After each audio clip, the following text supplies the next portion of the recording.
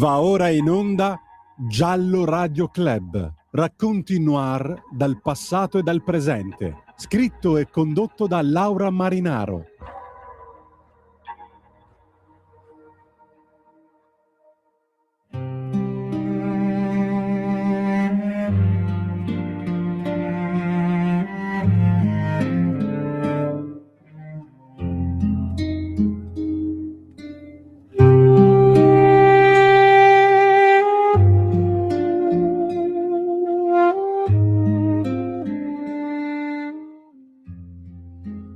Beautiful eyes, you gazed at the world with wonder.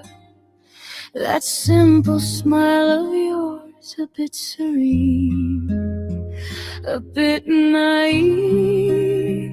You brought light even on foggy days, a gentle breeze against clenched fists.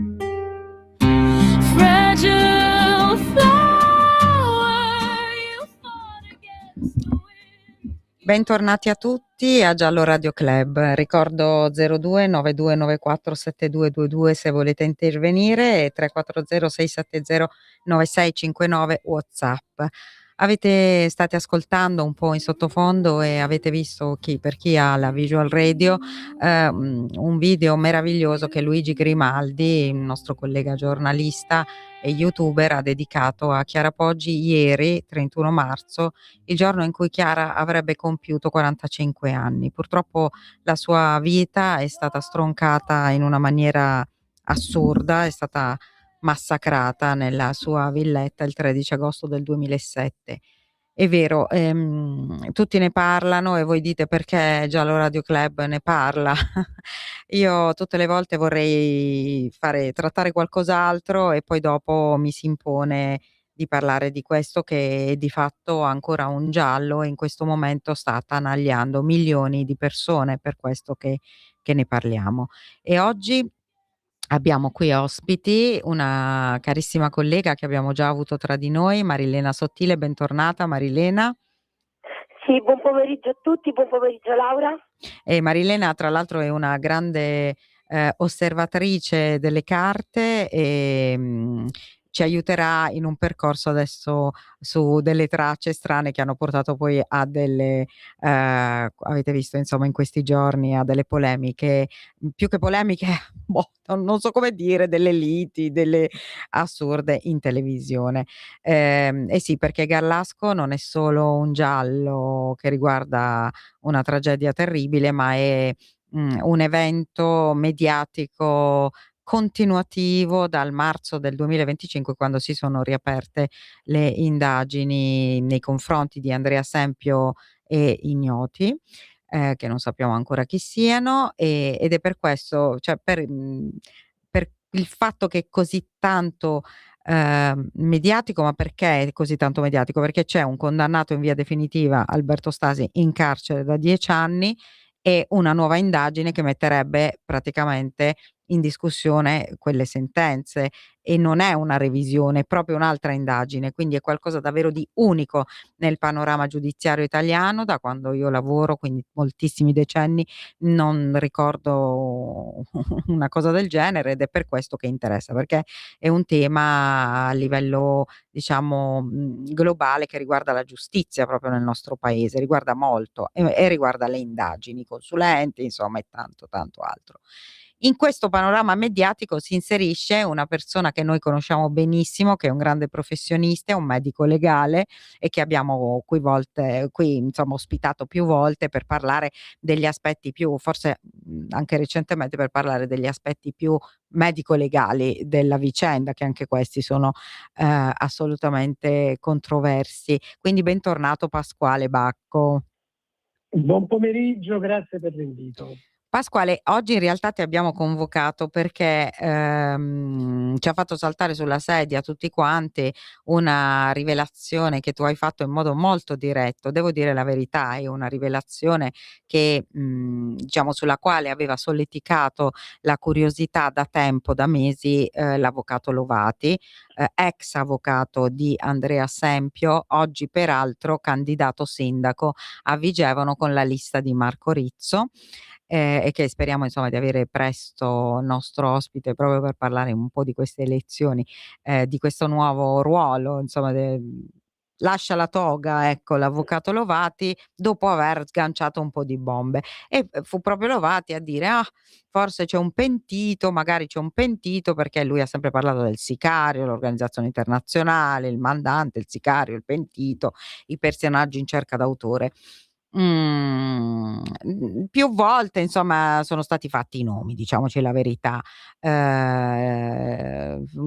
tramite insomma dei post un po' sibillini, qualcuno che diceva che c'era qualcosa di spirituale nell'aria, e chi potrebbe aver parlato. Allora io, vi dico da parte mia, non ho assolutamente conferme ufficiali, ovviamente come nessuno, perché questa procura è blindatissima. Certo che a logica, si può pensare che qualcuno magari, abbia raccontato qualcosa che sapeva, che poteva magari, non lo so, lanciare là, cioè gettare là per queste nuove indagini illo tempore, perché le indagini sono di fatto partite a modello 44, quindi, contro ignoti già nel 2000, l'inverno del 2023, e poi sono confluite nel fascicolo quando hanno preso il DNA a Sempio, nel fascicolo su Sempio appunto, più ignoti nel 2025. Pasquale Bacco oggi, fa un video eclatante in cui fa il nome e cognome di questo presunto pentito, cioè più che pentito, diciamo testimone, ecco, non che sarebbe un vecchio amico della compagnia. Mh. Pasquale, cosa ci Sì. puoi dire? Ma dico che io non mi sono, come tu sai, come sanno un po' tutti, non mi sono mai esposto in maniera, diciamo, così netta. Mi sono esposto perché due sono, diciamo, gli elementi che ho potuto verificare di persona nel corso di Garlasco. Uno riguardava Marco Poggi e Sì. appena però ne ho parlato sono stato invaso da lettere di avvocati e essendo io un medico, giustamente lì ho dovuto fare un passo indietro importante. Però anche attenzione, perché non è che tu hai detto che cioè nessuno ha mai detto che Marco Poggi è indagato. Noi sappiamo solo che Marco Poggi, no, che è il fratello di no, Chiara, è lì stato sentito, riguardava in punto. realtà una condizione, esatto, riguardava È una stato condizione. E sentito. per quello sono stato praticamente, diciamo, in qualche modo attaccato. Lì ero medico, c'era ovviamente un conflitto di interessi e l'abbiamo lasciato. Qui ho avuto la possibilità di verificarlo ai Sì. miei occhi da parte di questa persona e praticamente non vedo perché non dirlo. Del resto non ho mica detto, ho detto semplicemente che è una cosa importante, certo, ma ho detto che questa persona conosceva come funzionava Garlasco, sa Le dinamiche del gruppo. le dinamiche del gruppo e sa, insomma, alcune situazioni che in quel periodo si sono dette. Quindi, diciamo, è la persona che ha deciso di collaborare, come in realtà dovrebbero fare tutti. Ricordiamocelo, cioè qui non è che stiamo parlando di persone che fanno parte di un'associazione. Sì, Qui appunto. tutte le persone in realtà avrebbero dovuto fare questo. Sì. E probabilmente l'hanno pure fatto, non lo sappiamo. Lui però, diciamo, ha deciso, ha detto chiaramente, insomma, in questa, quando è stato ascoltato, di voler dire le cose così come le sapeva, come dovrebbe fare ogni normale cittadino. Quindi, voglio dire, c'è una persona che ha parlato, che finalmente, ma in realtà è una cosa vecchia, e questo ci spiegherebbe anche perché la procura ha una certa sicurezza in certi atteggiamenti, questo insomma, diciamolo con chiarezza, in certi atteggiamenti tempo fa, perché comunque parliamo di un bel po' di tempo fa, ha detto le cose così come funzionavano a Garlasco, le cose che si erano dette, le cose sentite dire, aveva chiaramente assistito, diciamo, a delle cose dette appunto dai protagonisti di questa vicenda. E Però quindi sia chiaro che evidentemente non avrà abbiamo, dato. cioè non sappiamo se questa persona era testimone oculare, è stato testimone oculare, No, ma no, no, magari, no, questo, ma cioè noi non penso. non l'abbiamo Eh, assolutamente detto. sì, Questo anche perché sì, sì. io, diciamo, quello che abbiamo avuto modo di vedere certamente non è che abbiamo avuto la possibilità, non abbiamo avuto l'accesso a tutto, però diciamo la notizia è abbastanza Confermato. chiara, ma diciamo pure la verità, diciamo pure la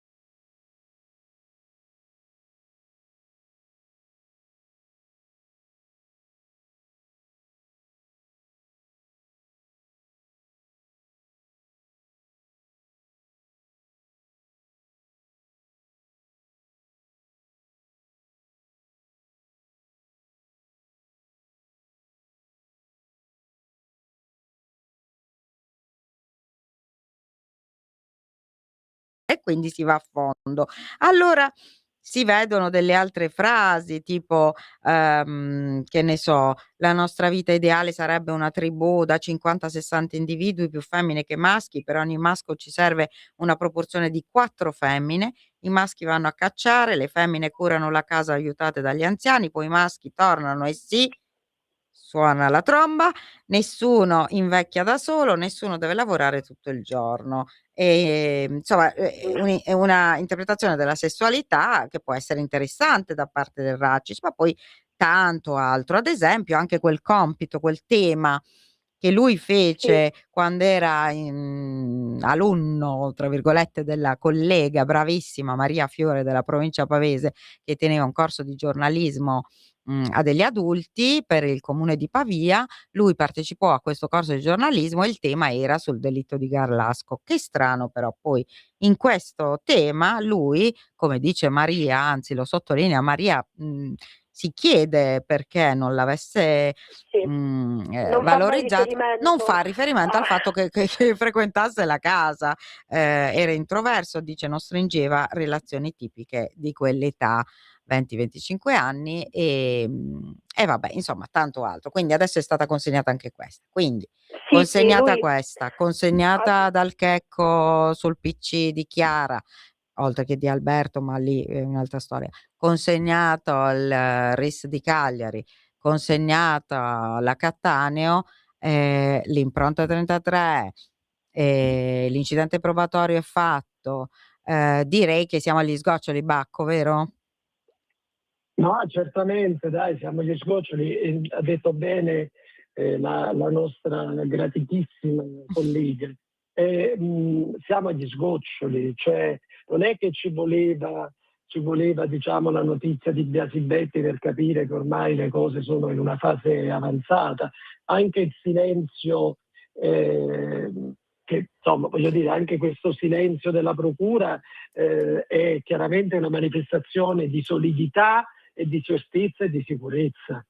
È inutile che, insomma, poi ognuno qui può tu lo sai che io sono molto critico, guarda, io devo dirti sinceramente, io più vedo tutti questi consulenti di Tempio fare i giri di tutte le trasmissioni televisive, lui che si fa intervistare, più vedo Lui la sì. pochezza proprio, la pochezza assoluta di tutta la difesa, cioè di che cosa sai, parliamo. Poi è loro chiaro e giuro che no, dico è normale che ci sia il diritto di difesa e guai se non ci certo. fosse, è normale che ognuno la tira al proprio mulino, però dai, insomma, noi che non abbiamo interessi, perché a me personalmente, voglio dire, che Stasio Tempio non conosco nessuno, non guadagno niente da questo caso, non ho nessun interesse personale, però oggettivamente qualsiasi persona insomma intellettualmente onesta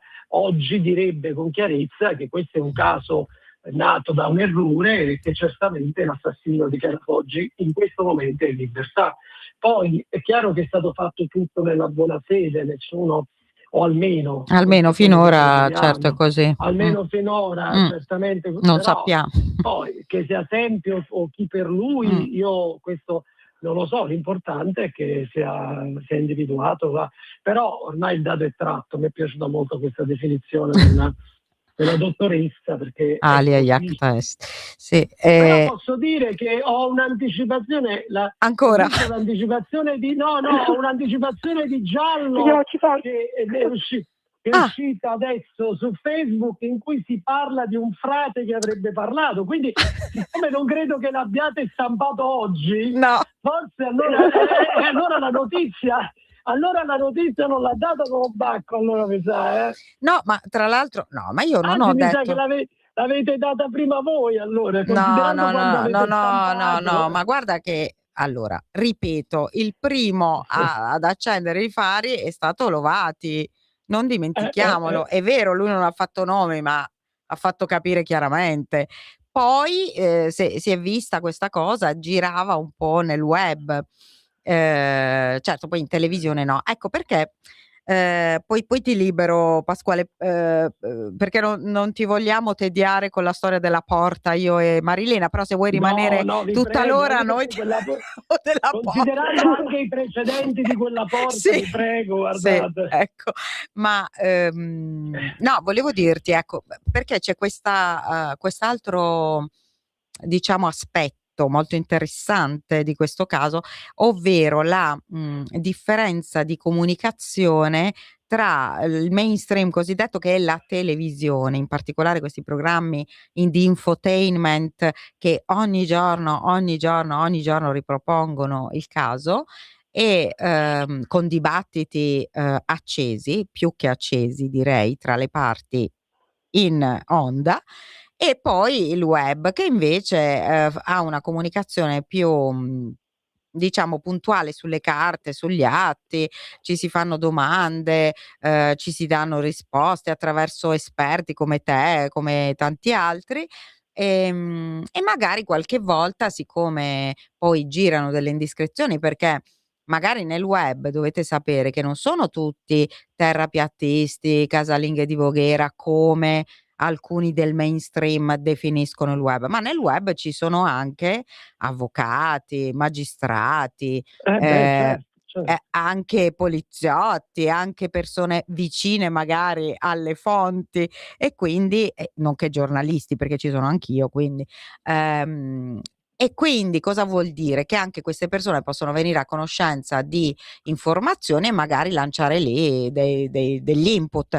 Quindi io ho visto sul web ehm, anche, diciamo, questa cosa. Quello che fa specie oggi, obiettivamente, questo te lo diciamo io e Marilena con il cuore in mano perché ti vogliamo bene, è proprio il fatto che ha un forte impatto quel video rispetto a dire, far capire, oppure un articolo scritto, capito? Cioè è diverso, è semplicemente questo, Sì, è sono una d'accordo questione con di te, però, impatto comunicativo, solo quello. diciamo che questa cosa io l'ho voluto dire in maniera chiara, ma perché è un po' il mio Sì, carattere, tu sei diciamo. così, lo sappiamo, sì. Sono così, questo diciamo, non so adesso poi un vantaggio, a volte un vantaggio, a volte uno svantaggio, però diciamo che questa notizia Aleggiava. ormai Sì. girava da parecchio. Insomma. Sì, aleggiava.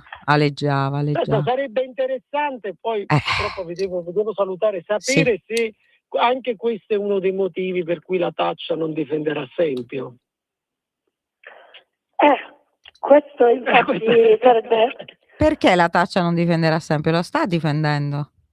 Lo sta difendendo, però insomma Nel processo dici?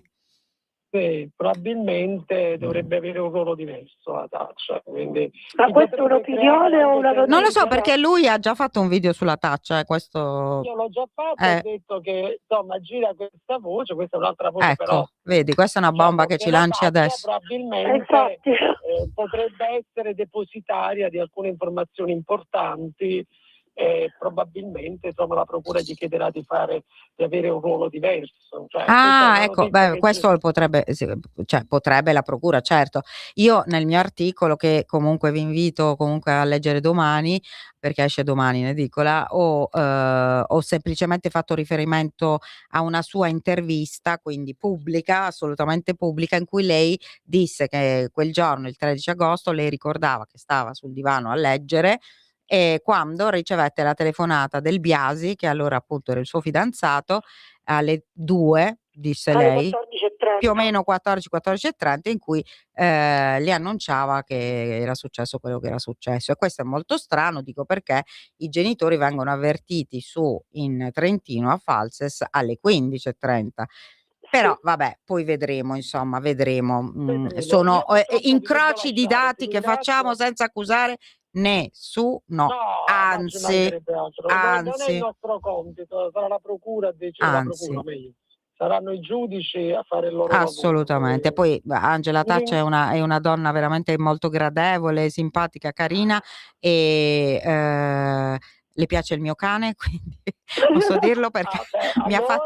allora diciamo Le piace più il mio cane di quanto le piaccia io, ma va benissimo perché il mio cane è meraviglioso e io le auguro insomma che vada tutto bene per il suo assistito, che è anche un suo amico. Quindi certo che è anche un suo amico e quindi niente da dire. Grazie Pasquale. Grazie a voi, grazie. Alla prossima. Grazie, dottore. Grazie. Ciao, Grazie. Salve. E vabbè, andiamo in pubblicità un minuto e poi torniamo sulla porta e su altre scoperte che ha fatto Marilena nelle carte del caso Carlasco. Per la tua pubblicità visita il sito radiolibertà.net. Coming Soon Radio, quotidiano di informazione cinematografica. In concorso al Bifest. Si è messo a fare l'autista di Augusto. Non faccio l'autista di Augusto. Siamo vinciuto la lotteria, E che fai? Lavoro con lui. Malik Cissé e Giulio Beranek in Cattiva strada, un film di Davide Angiuri, dal 26 marzo al cinema. A marzo. Il sole sta morendo. Sono solo un insegnante. Ha un dottorato in biologia molecolare. Se non interveniamo, ogni cosa qui si estinguerà. Credi nell'impossibile. Ho incontrato un alieno. Ryan Gosling. Anche il suo pianeta sta morendo. L'ultima missione, Project Hail Mary. Ci sono infinite possibilità che vada tutto storto. Dal 19 marzo al cinema. Stai ascoltando Radio Libertà. la tua voce libera, senza filtri né censura. La tua radio. Eccoci tornate, Marilena Sottile con noi. Allora, Marilena, spiegaci, tu che sei veramente una osservatrice di carte, di fotografie, più di me che sono un po' cecatiella. Infatti ogni tanto mi dice, ma hai visto lì su quella foto? E io dico, ma io non vedo bene, devo prendere una lente di ingrandimento come Sherlock Holmes e mi sa che ci sta. Allora, c'è questa questione, raccontiamo un po' la questione della porta che, vabbè, la conoscete tutti, perlomeno chi vede la televisione, perché l'altro giorno, cioè lunedì, nella trasmissione di Giletti, Lo stato delle cose su Rai 3, è successo il patatrack di nuovo su questa benedetta porta a soffietto. Sì, perché poi incredibile come questa porta così trascurata al momento dei fatti, tanto che addirittura durante il repertamento fotografico del 13, il giorno dell'assassinio, non viene neanche fotografata più di tanto, non viene considerata. Poi forse, non lo so, un momento poi i carabinieri ci hanno ripensato, hanno detto no, ma ci siamo dimenticati di fotografare la porta a soffietto, che cosiddetto soffietto. Cioè, ricordiamo che era la porta che divideva le scale che portavano alla cantinetta dal piano terra, sì. Ed è fondamentale perché Chiara era su quelle scale, quindi la porta è tutto. Una porta che aveva molte evidenze, ovviamente essendo stata uno degli oggetti fissi, ovviamente toccati, colpiti dal sangue della vittima. Perché, scusa Marilena, per chi può vedere, ci sono delle immagini che scorrono, alcune veramente imbarazzanti perché col flash sparato e non si vede niente. Poi vediamo adesso quella lì che ha mostrato Giletti, adesso Marilena ci spiegherà ci spiegherà bene, insomma, e le operazioni che vennero fatte dai RIS, allora comandati da Garofano, che smontarono quella porta insieme a tutto il telaio, se la portarono nei laboratori e poi lì fecero ulteriori analisi. Prego. Sì, no, dicevo, quindi una porta che è stata proprio, non dico dimenticata, però insomma poco attenzionata inizialmente. Il 14 i carabinieri del Rono ritornano quindi nella villetta di Via Pascoli proprio per fotografarla, però anche lì abbiamo, come dire, un repertamento fotografico che, come osservavi tu, lascia molto a desiderare, un po' probabilmente per la qualità proprio tecnica della macchina fotografica in questione, e un po' po', non so, se non ci si è soffermati sui dettagli che pure c'erano. Sì. I più conoscono sicuramente gli schizzi di sangue in forma, diciamo, un po' Sì. a parabola, che si trovano nella parte bassa, ma in realtà questa porta aveva varie evidenze, come dicevo precedentemente, quindi viene sottoposta Sì. fondamentalmente, diciamo, a delle polveri per rendere più evidenti le impronte papillari, ma dal punto di vista biologico, quindi una porta che aveva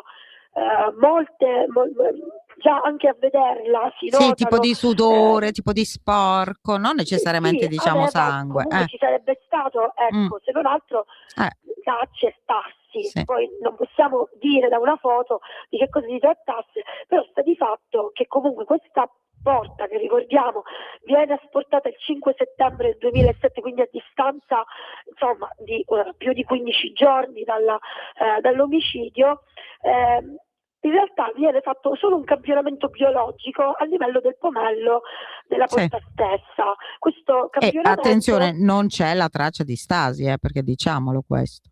no, Stasi è assolutamente. l'assassino, Allora, ha aperto la porta, ha gettato Chiara, ma non ha lasciato nulla. sì, ma allora, quindi qui bisogna differenziare fra quello che è stato fatto a livello biologico e quello che è stato fatto a livello di indagine Impronta. di impronte. Quindi a livello biologico abbiamo proprio, non lo so come definirlo, un fallimento Zero. abbastanza lampante, perché appunto dicevo un unico campionamento sul pomello che quindi dà un esito, fanno il combur negativo, non sappiamo niente, quindi una porta dalla quale è passato sicuramente l'assassino o gli assassini, che dal punto di vista biologico non ci restituisce alcun dato. Niente. Nonostante appunto la presenza di vario materiale sia sulla parte esterna, quindi quella che stiamo vedendo nelle immagini che state proiettando, ma anche in quella che gentilmente il generale Cassese ha inviato Colonnello, sì. il colonnello, scusami, in trasmissione, quindi dalla parte interna, ovvero vista dalle scale. Anche lì c'erano delle evidenze. Quindi dal punto di vista invece delle impronte, questa porta viene cosparsa delle polveri che normalmente si utilizzano appunto per le indagini, e abbiamo 3 impronte che vengono denominate con i numeri, segnalate con i numeri 29, 30 e 31. I 29 e 31 sono appartenenti entrambe a Marco Poggi e quindi come tale vengono annoverate nell'ambito delle esclusioni, perché ovviamente lui Abita era lì. un abitante della casa. La 30 invece risulta non attribuita, non attribuibile. Quindi nonostante il confronto sia stato fatto con penso una trentina di persone di cui facevano parte 25 carabinieri? No. Sì, tutti i carabinieri intervenuti, ricordiamo 3 gruppi operativi, 24, sì. Ricordiamo anche di cui alcuni senza guanti. È stato detto più volte, anche su Giallo avete fatto presente la presenza delle impronte del colonnello Cassese, Sì. però ecco, abbiamo questo riscontro, quindi solamente 3 impronte, però osservando ancora adesso con attenzione le foto che comunque rimangono di scarsa qualità, sembra un po' poco, perché in effetti ci sono anche delle zone che vengono rese più visibili proprio tramite l'utilizzo di queste polveri. Appaiono delle impronte molto lampanti. Poi come siano state catalogate, dove siano finite, insomma, possiamo dire poco. Sì, perché è proprio di là che è nata poi la discussione in studio, perché l'avvocato Bocellari giusto ha telefonato al generale Garofano, che era in diretta, e gli ha chiesto: ma dove, voi dite che è venuto tutto negativo, ok, va benissimo, ma dove trovo gli esami che sono stati fatti e che è venuto tutto negativo? Esatto, lei appunto si riferiva E lui a lì non ha questi risposto. campionamenti inesistenti. biologici, perché io reputo che sia altamente difficile, diciamo così, che proprio in un'area così coinvolta nell'omicidio si possa fare un unico campionamento biologico a livello del pomello, anche se visivamente a noi che guardiamo le foto, quindi immagino ancora di più a chi ha potuto osservare questi oggetti dal vero, appaiano delle aree che sarebbero dovute essere sicuramente perlomeno analizzate alla ricerca di materiale biologico, DNA e anche impronte che anche quelle molto scarse. Quindi se sappiamo che ci sono delle impronte, non abbiamo ancora capito, per esempio la 33, se si tratta di un'impronta insanguinata, parzialmente insanguinata come descritta dagli studi che sono stati fatti dalla difesa di Stasi, dai suoi consulenti, quindi un misto di sangue e sudore, la persona che in quel momento si stava appoggiando in quella parete aveva chiaramente una mano sporca. E magari si era appoggiato prima sulla porta, dici tu. Deve averla, tranne che era già aperta, però ricordiamo che comunque l'ha chiusa, chiunque sia stato. Perché quando sono arrivati i primi carabinieri la porta era chiusa. Oh no, quando è arrivato Alberto la porta era chiusa. No, quando è arrivato Alberto Stasi lui la trova chiusa, invece i carabinieri trovano il vanoscala aperto e ricordiamo anche la luce accesa, che stranamente Alberto invece ha sempre sostenuto che la luce era spenta, e infatti l'immagine che lui ha avuto della fidanzata sulla scala era un'immagine poco chiara, poco limpida, proprio per via della scarsa illuminazione generale della casa, perché non era illuminata, non erano state aperte le imposte e quant'altro. Ma c'è molto di strano, no? In questo fatto che vanno lì a fotografarla poi il giorno dopo. Anche la cucina mi sembra che il primo giorno non viene più di tanto esplorata. Il 13 viene fotografata la cucina quasi per nulla la porta a soffietto. Il 14 i carabinieri del Rono vanno in cucina a fotografare i 2 piatti della pizza, quindi non è un repertamento in ampia scala, non è un repertamento che si sofferma su moltissimi dettagli. Ricordiamo che anche in cucina c'erano delle macchie di sangue, non si sofferma molto sull'area che comunque tutti ci stiamo domandando un po', la zona del tavolo, delle le sedie scostate.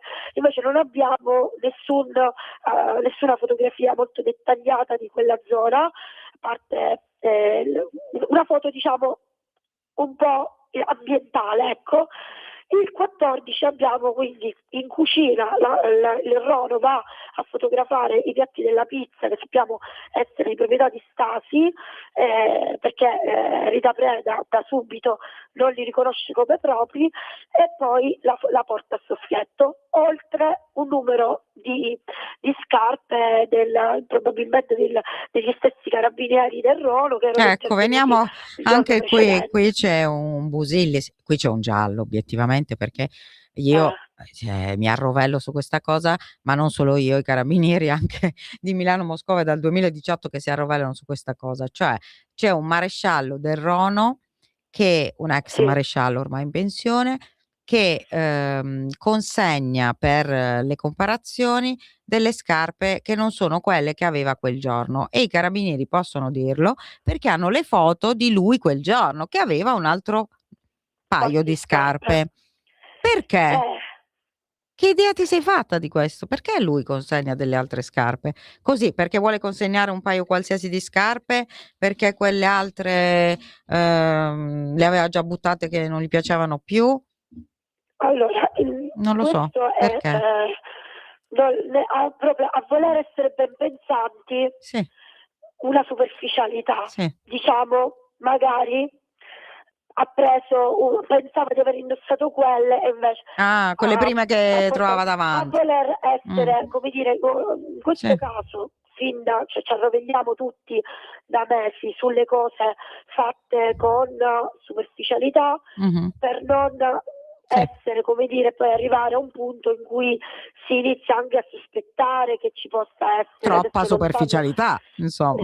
Sì, diciamo che a voler essere ben pensanti, visto che immagino che un carabiniere esperto di un nucleo operativo importante, quindi non di provincia come era quello magari di Garlasco, ma Pavia, di una città importante, abbia tutte le nozioni che gli servono per operare sul luogo in cui è avvenuto un crimine nel miglior modo possibile. Quindi anche quelle, visto che è una norma quella di consegnare le scarpe, anche se si è indossati i calzari come prescritto, si debbono comunque consegnare perché non si sa mai, perché un calzare si può pure magari rompere, l'operatore non se ne avvede, quindi diciamo che a buon conto è sempre una cosa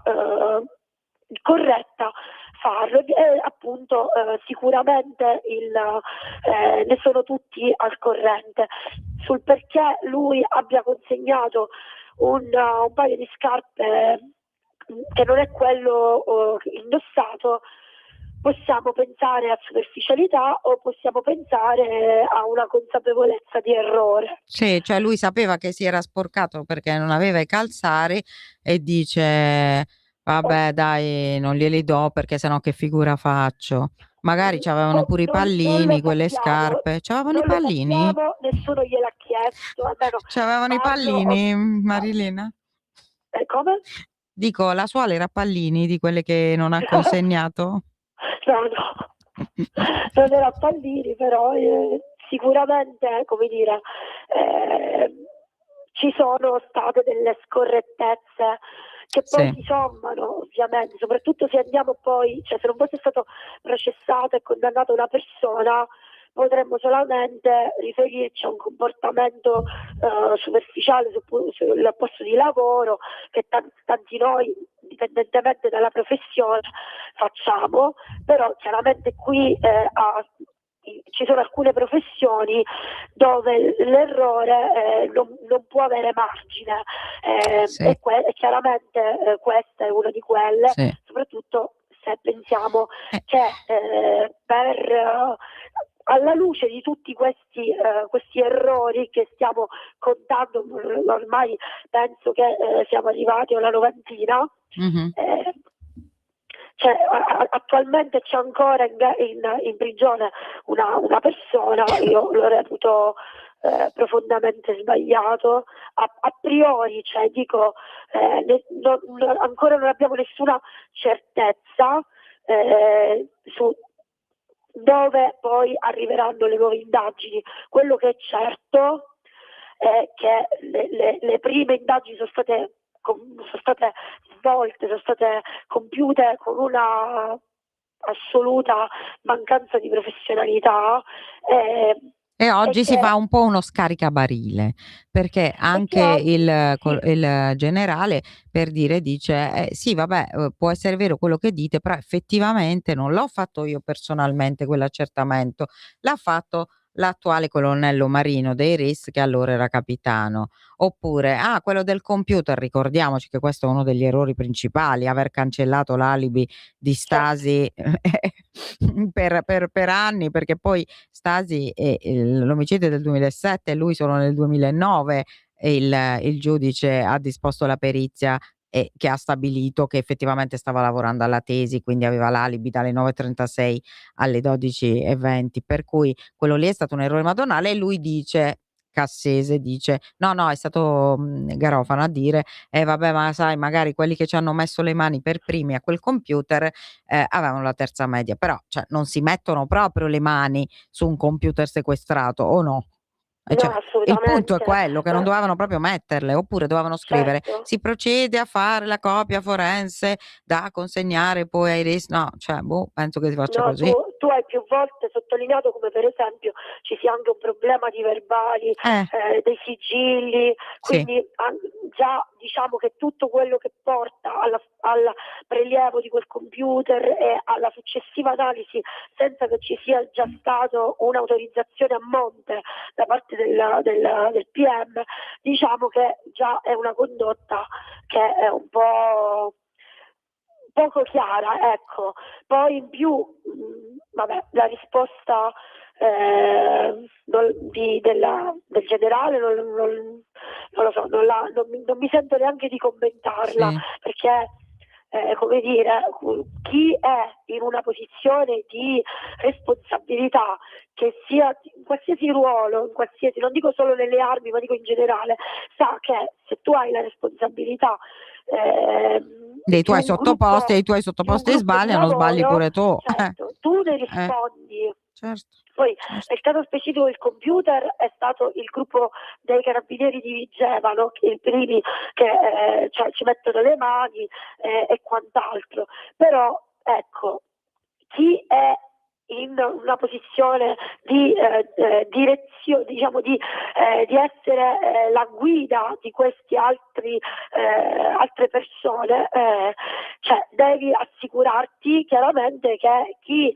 compie determinate operazioni abbia le capacità, le giuste conoscenze per portare a termine il lavoro nel miglior modo possibile.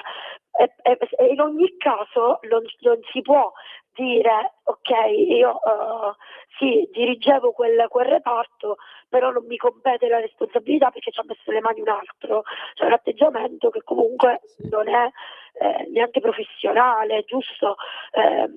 Penso che comunque in generale, quello che dicevo prima, a parte il fatto che poi ha insomma apostrofato l'avvocato De Rensis come maleducato, e l'avvocata Bocellari gli ha detto stia zitta, insomma vabbè, un po' come a mostrare un po' di nervosismo, però io spero che insomma non quello c'è, l'hanno notato in tanti, il crescente, come dire, impatto emotivo che questa situazione sta avendo sul generale, che comunque continua a presenziare i salotti televisivi, non mandandole a dire, diciamo che è sempre pronto allo scontro, e giudica molto, è molto giudicante nei confronti degli altri, e invece molto portato all'autoesclusione,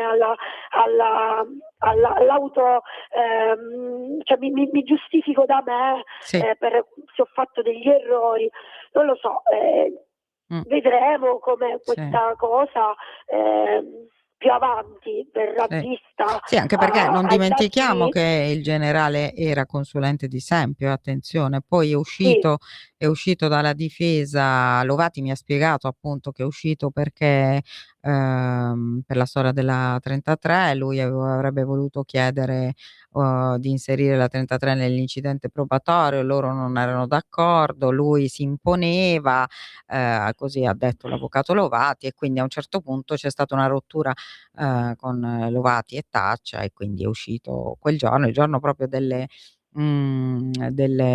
che si è saputo insomma delle interrogatori a Pavia, però che riguardano l'indagine, quella sulla presunta corruzione, perché c'è anche quella a Brescia. Poi quindi il generale è stato sentito anche in ordine alla famosa consulenza sul DNA fatta per la difesa a Sempio, che poi non è mai stata depositata da Lovati. Forse anche questo che gli dà fastidio, insomma, questa cosa qui. Però dico, forse non avrebbe dovuto entrare uno che è stato poi alla fine il consulente della procura nel 2007 contro Alberto Stasi, poi dopo entra nella difesa di Sempio.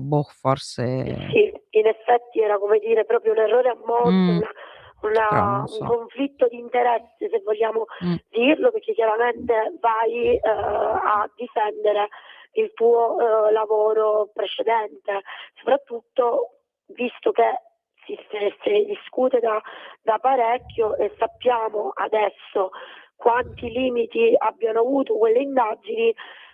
Risulta molto comprometta la figura dal punto di vista professionale, e quindi credo che la scelta vista dalla difesa dell'attuale indagato, di esempio, sia stata effettivamente opportuna, quella di escludere, a parte ovviamente la differenza di visione sull'impronta, perché è chiaro che lì se ne dibatterà parecchio.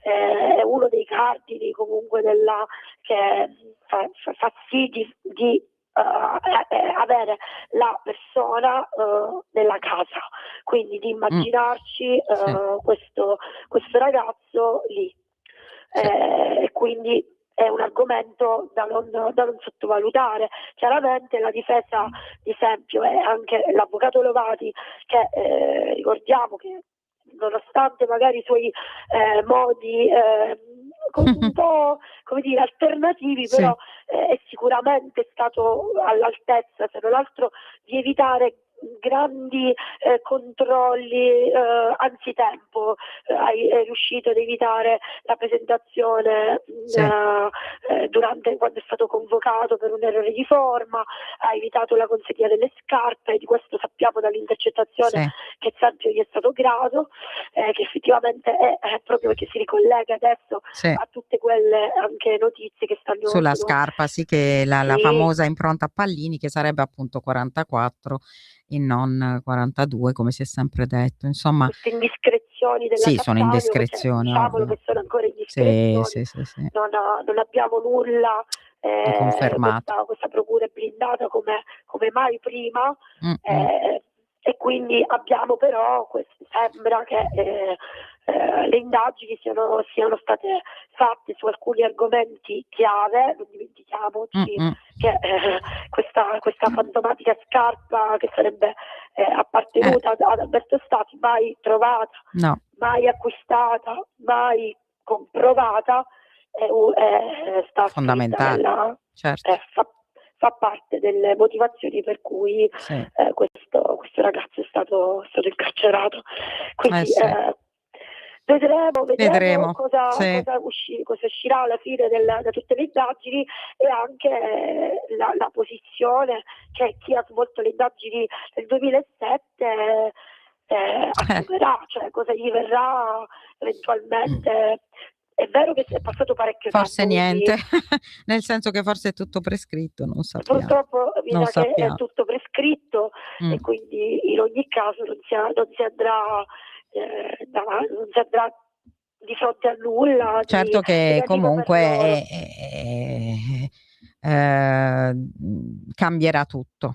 Io credo che dopo questo cambierà tutto, sia che si vada a processo, sia che ci sarà un'archiviazione, ma cambierà proprio il modo di vedere, secondo me, anche gli organi investigativi, le consulenze, i consulenti, un po' la macchina delle indagini, più che altro la macchina della magistratura inquirente.